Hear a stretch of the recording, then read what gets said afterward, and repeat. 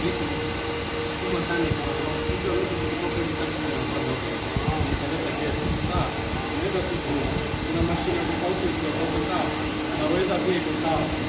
Sawa.